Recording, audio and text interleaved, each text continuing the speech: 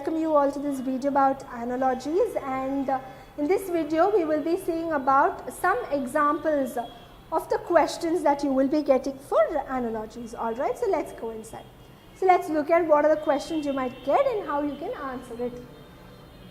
So first, antonyms. Here I am saying antonyms is because each type of question will have one relation, right? So that kind of relation I am giving you all in each question, so that it's more or less like this you will be getting your particular question. Okay. First one, attack is to defend as timid is to dash. So here you say attack, defend. So this is opposite only, right? It is an antonym. So attack is to defend means timid is to what? Timid means to be shy. So what is the opposite of being shy? It is bold. But let's see the other options. Quiet, bold, fight, shy. So it's to be shy. Timid is shy. So it can be bold or fight. But not fight, of course. So to be bold is the answer here. So for timid is to bold. Okay.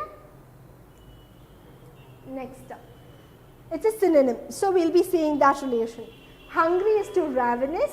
Poor is to what? Hungry is to ravenous. Ravenous means like extremely hungry. So synonym only, right? So the options here for poor is rich, bold, destitute and homeless. So poor is to rich. So rich is an antonym of first. So no. Poor, bold, no. Destitute. Destitute is to be like extremely poor and you are in a below poverty line. Okay, this might be homeless. No. Here hungry and extremely hungry is ravenous. So poor should be extremely poor, destitute, right? So that is the answer. Next, cause and effect. The scenario here is cause and effect. Authoritarian is to oppression as freedom is to what? So if you have an authoritarian, that results in what? Oppression, right? So if you are given freedom, what is the result of that? Let's see. Voice, no. Liberty, yeah, liberty, but then it does not have a relation with this, right? So that's leadership. Freedom is to leadership will not be the right answer. No. But freedom is to democratic. So when you have freedom, there's also democracy, right? We are a democratic country, so we have freedom as well. So here freedom is to democratic. This is the right answer. Next, so degree of intensity. So irritated is to incensed as careful is to what? Irritated is to being like angry or like that. Incensed is that extreme anger. You are like terribly angry with that particular person is what is incensed. It's a deeper way of telling you are irritated. So careful. So that relation should also be this deeper version of being careful or maybe very precise or very minor. So let's see the options. Meticulous. So meticulous is meaning that precise and being too detailed and too careful about. This can be the answer. Organized. Organized, okay, it can be careful, but it's not like the degree of intensity that we are expecting here. Enraged. Careful, enraged, no, it is not a synonym at all. It is not giving the cause of intensity. So that is not the answer. Cautious. Yeah, careful, being cautious is okay, but it's a synonym, but it does not explain the intensity of carefulness, right? So this is also not the option. So meticulous is the right answer. So this is why I actually told you all that your vocabulary is very important. Only when you know a lot of words with and the meanings, you will be able to use or find the particular answer for this, alright. Next, item to category. So here tomato is to fruit as sorghum is to what? So we know tomato and the relation is like the item or the category. So tomato is a fruit. Sorghum meaning what? So sorghum is a plant, you know. So we have to see the options. You know it's a plant, but let's see all the options and then we can choose the right answer. Sorghum is to wheat, no. As I told you, it's a plant. You should know that, or maybe like y'all will get to know. So when y'all are improvising on your vocabulary, y'all will, alright. Next, it's a plant. Yeah, this is the right answer, but always do not choose it there. You have to look at all your options and then find the right answer. Sorghum is to grain, no. Vegetable, no. So if only you know the meaning of that, you will be able to find the right answer because more or less it looks the same. But here, sorghum is a plant variety. Next, descriptive connection. So ocean is to salty as sharp is to what? So you know ocean is salty, right? The water is really salty. So that kind of descriptive relationship is what we have to give here. So let's see the options. Sharp blood, no. Here they say ocean is salty. So what is sharp here? That should have that sharpness, right? So that is what relationship we should see here. So option A is blood, which is no. Sharp, knife, yeah, knife can be sharp, knife is sharp. So ocean is to salty, sharp is to knife can be the answer. Cut, sharp is to cut, no, it is not the descriptive connection at all. It is something that a knife can do, so no. Bandage, no way related to sharp, so the answer is knife. So ocean is to salty, sharp is to knife. Next, process. Fossilization is to fossils, whereas sand is to what? So you know the process, the fossil process, so that process is called as fossilization.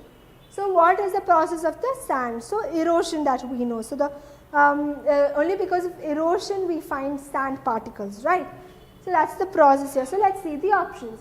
Sand, beach, that is somewhere you find sand, but it is not the process, no. Erosion, I told you that's the process. Heat, no way. You don't get sand because of heat, no. Geology, no, that's not the process.